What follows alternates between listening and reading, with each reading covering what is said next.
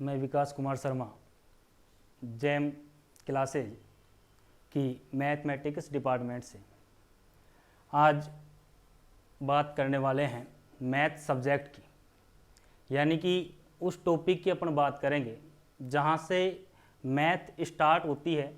यानी कि बात करें कि फंक्शन, सेट, रिलेशन, ये जो सब हैं ये मैथमेटिक्स के अपने एक पार्ट हैं। जो 10th क्लास के बच्चे जो पढ़ के आए हैं वो तो पहली बार नाम सुन रहे हैं कि सेट क्या है सर, ये फंक्शन क्या है, रिलेशन क्या है। अभी तक रिलेशन बाप बेटे का देखा होगा, लेकिन अब जो मैथ में अपन पढ़ेंगे ये अलग तरीके के फंक्शन जो एक सेट से दूसरे सेट में होंगे। आज इस प्लेटफॉर्म के माध्यम से एक नई शिक्षा जो आपकी क्रांति लेकर आए हैं पवन जी कौशिक जी सर, उन्होंने ऐसा प्लेटफॉर्म यहाँ पे तैयार किया है ताकि ग्रामीण क्षेत्र के जो बच्चे हैं अच्छे परसेंट, अच्छे मार्क्स लेकर भी यहाँ रह जाते हैं, प्लेटफॉर्म उनको नहीं मिल पाता है, तो वो सब प्लेटफॉर्म यहाँ मिलेगा और हर ग्रामीण बच्चा अब इंजीनियर और डॉक्टर बनने की सोच सकेगा। तो यहाँ से बात करते हैं कि मैथमेटिक्स, यानी कि अपन बात करें एक छोटा सा टॉपिक है फंक्शन, यानी फलन। सबसे पहले बात करते हैं फंक्शन की कि फंक्शन क्या है, कहाँ से कहाँ जाता है, इसको कैसे रिप्रेजेंट अपन करते हैं। तो बात करें कि जो फंक्शन जो है, ये फंक्शन जो होगा एक सेट से, ये एक सेट है, एक सेट होता है किसी भी वस्तुओं का या संख्याओं का, नंबरों का एक वेल डिफाइंड जो ग्रुप है, यानी कि सुपरिभाषित जो संग्रह है, उसको अपन एक सेट बोलेंगे, समुच्चय बोलेंगे। तो ये दो सेट हैं आपके,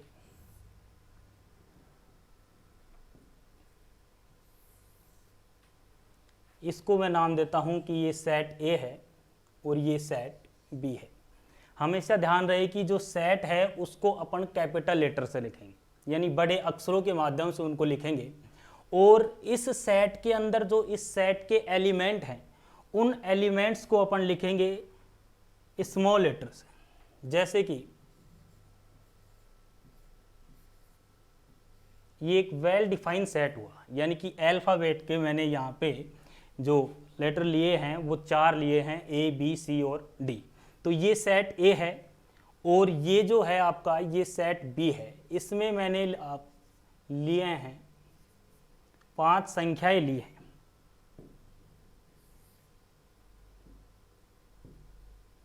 ये 5 संख्याएं।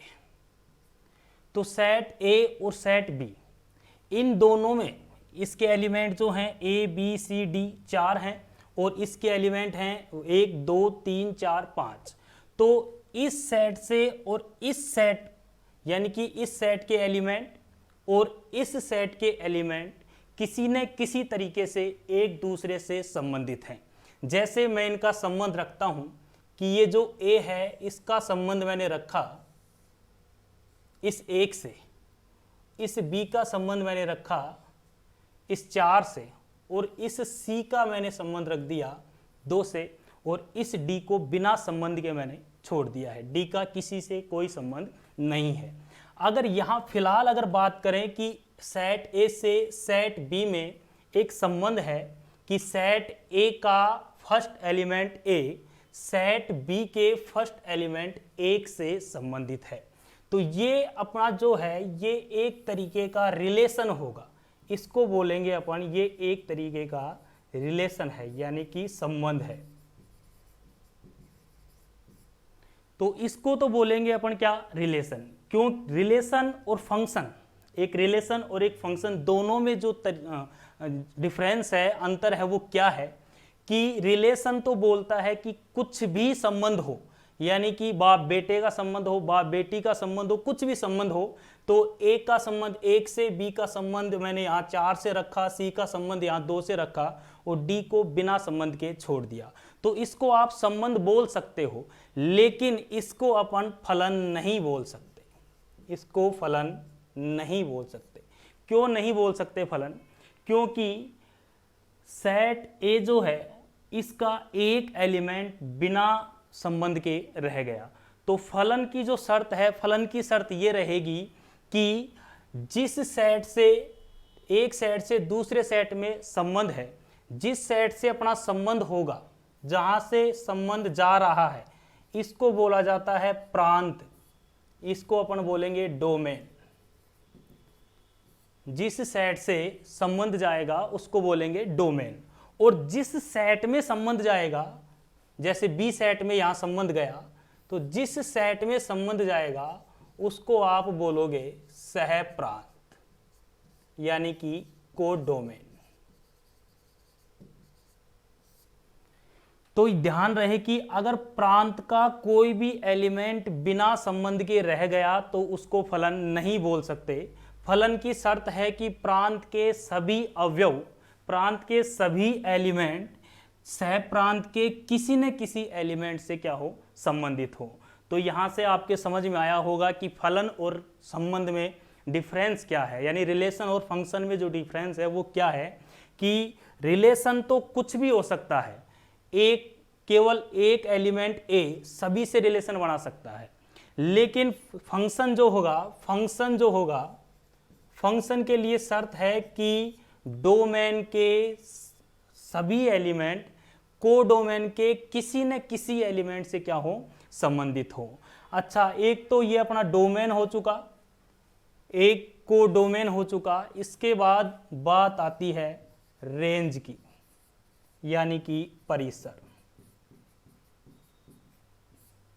तो यहां से फिलहाल ये फंक्शन नहीं है, मैं इसको फंक्शन बना लेता हूं, तो इस डी का रिलेशन मैं कर देता हूं 3 से। तो अब ये फंक्शन है, ये आपका फंक्शन है, क्योंकि डोमेन के जितने भी एलिमेंट थे, 4 एलिमेंट हैं, चारों के चारों कोडोमेन के किसी न किसी एक एलिमेंट से क्या है, रिलेटिव हैं, संबंधित हैं। तो यहाँ से अब ये फंक्शन बन के आपका तैयार है।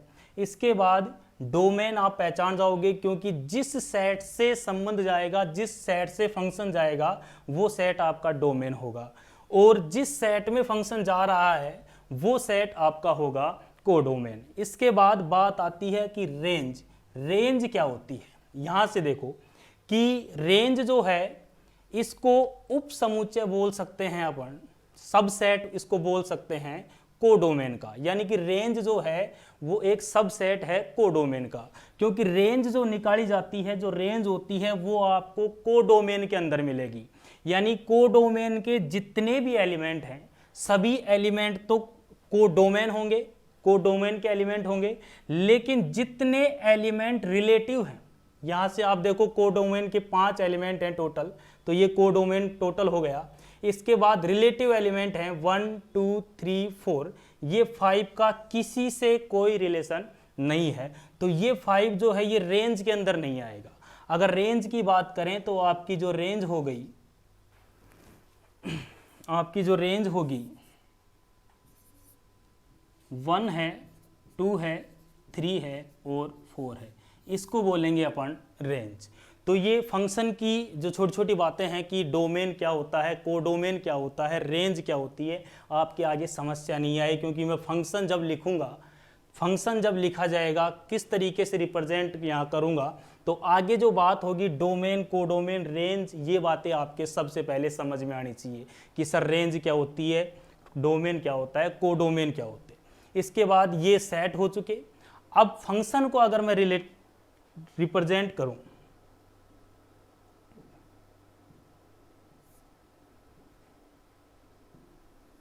अब बात करें यहां फंक्शन की, फंक्शन की, तो फंक्शन जो लिखा जाता है वो इस तरीके से लिखा जाएगा,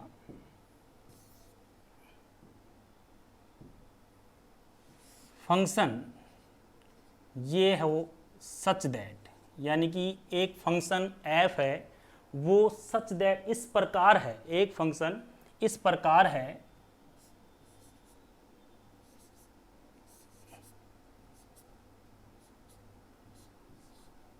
R to n। ये फंक्शन को रिप्रेजेंट करने का तरीका है कि फंक्शन f इस प्रकार है, ये इस प्रकार है R to n, R से n में।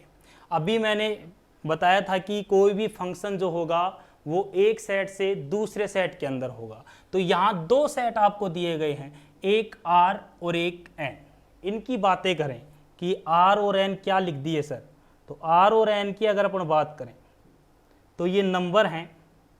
10th में भी पढ़ा होगा कि आर जो है, आर एक सेट है रियल नंबरों का, और एन जो है ये एन आपका सेट है नेचुरल नंबरों का।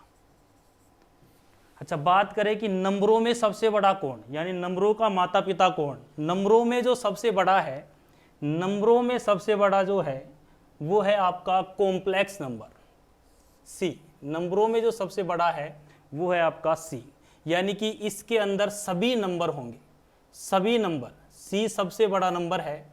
और अगर सी के आगे जाके अपन डिवाइड करें कि सी दो नंबरों के अंदर विभक्त होता है, दो नंबरों में ये टूटता है। पहला जो नंबर है वो आर, यानी कि रियल नंबर, यहाँ बात कर रहे थे।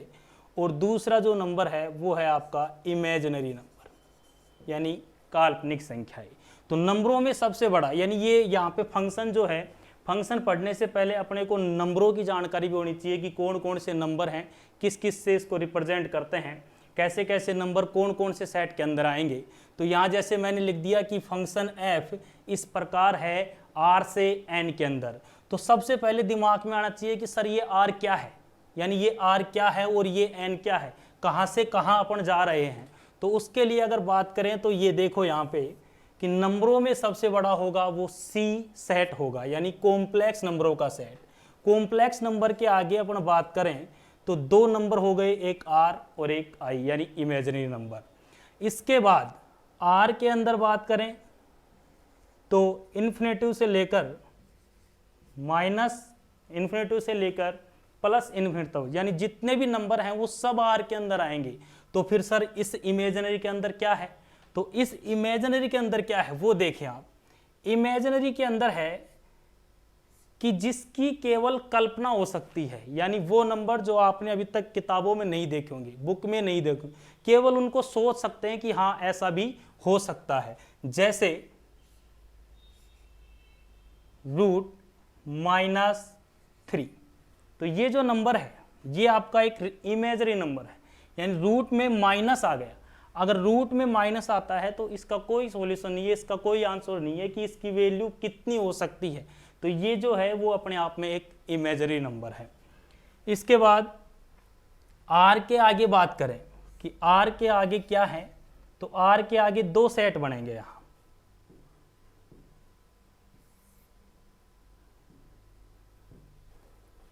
आर भी जो है वो दो नंबरों में यहाँ पे डिवाइड होगा। पहला होगा आपका रेशनल नंबर, 10th के अंदर पढ़ा होगा परिमेय संख्याएं, रेशनल नंबर जो क्यू सेट से रिप्रेजेंट होगा, और एक होगा इरेशनल नंबर जो क्यू डैश से रिप्रेजेंट होगा।